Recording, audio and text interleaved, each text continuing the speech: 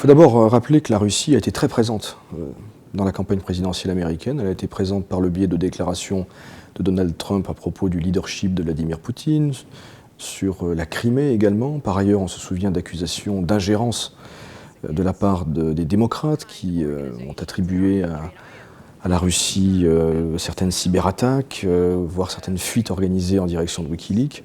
Il y a eu aussi une enquête diligentée par le FBI sur d'éventuels liens entre Donald Trump, une partie de son entourage et la Russie, enquête qui d'ailleurs n'a abouti à rien. Donc la Russie et Vladimir Poutine ont été un sujet de politique intérieure américaine et un sujet assez clivant.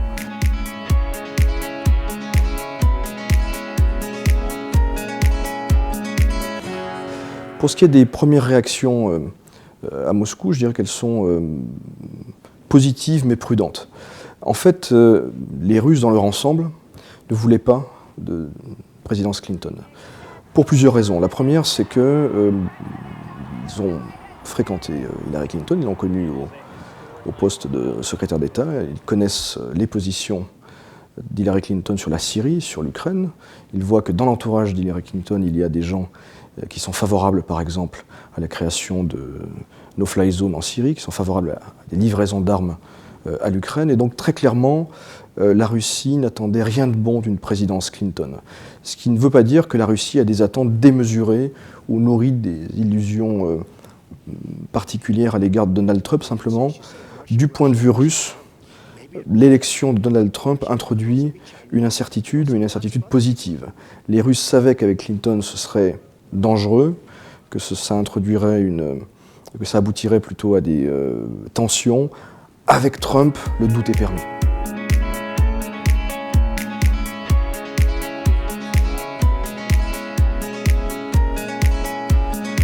Pas dans l'immédiat, mais le sujet peut se poser à l'été ou à l'automne prochain.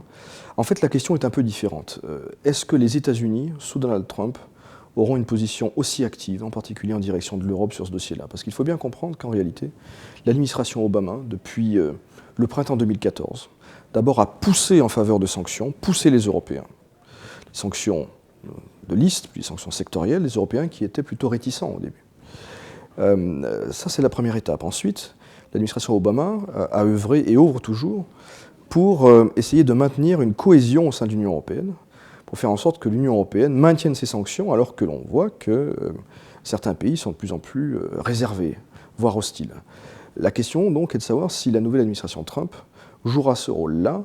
Si elle ne le fait pas, il y a une vraie hypothèse, un vrai scénario qui est celui d'une levée des sanctions européennes et de la fin du consensus européen et donc occidental sur la question.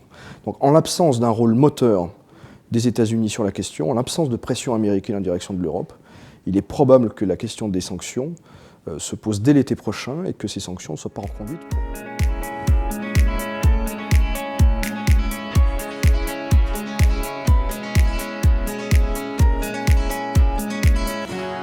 D'abord, il faut rappeler que le soutien des États-Unis à l'Ukraine depuis 2014, mais en réalité depuis 25 ans, est un soutien massif. Les États-Unis soutiennent politiquement, soutiennent financièrement et depuis peu militairement l'Ukraine. Et cet aspect de la coopération avec l'Occident est majeur pour la survie même de l'État ukrainien et ses orientations diplomatiques. Alors ce qu'il faut dire, c'est que les choses sont très mal parties entre Trump, ses équipes, et le pouvoir actuel à Kiev. Pourquoi? Parce qu'il y a eu à l'été dernier, vous vous en souvenez peut-être, un épisode important qui a failli faire trébucher Trump, qui a été le renvoi de son directeur de campagne de l'époque, M. Paul Manafort, consultant politique bien connu aux États-Unis, qui avait la particularité d'avoir travaillé avec l'ancien président ukrainien, Yanukovych, qui est l'ennemi numéro 1 à Kiev aujourd'hui. Et à Kiev, dans l'entourage du président, et plus généralement dans les médias, dans les milieux pro-occidentaux, pro-américains, il y a eu une véritable campagne anti-Manafort et par extension anti-Trump, qui a plutôt bien fonctionné, puisque Manafort a effectivement été contraint à la démission, puisque cette affaire, qui n'était pas une affaire secrète en réalité, mais cette affaire a pris une ampleur importante. Je rappelle par ailleurs, et c'est la conséquence de cet incident, que Donald Trump a refusé de rencontrer M. Poroshenko, le président ukrainien, lorsqu'il était présent à New York à l'occasion de l'Assemblée générale de l'ONU. Donc les choses partent très mal. potentiellement, l'Ukraine est la plus grande perdante de ce qui s'est passé hier, de l'élection de Donald Trump, pour les raisons que je viens d'évoquer. Elle est la candidate numéro 1 à un grand marchandage stratégique entre les États-Unis et la Russie, à un redécoupage des sphères d'influence.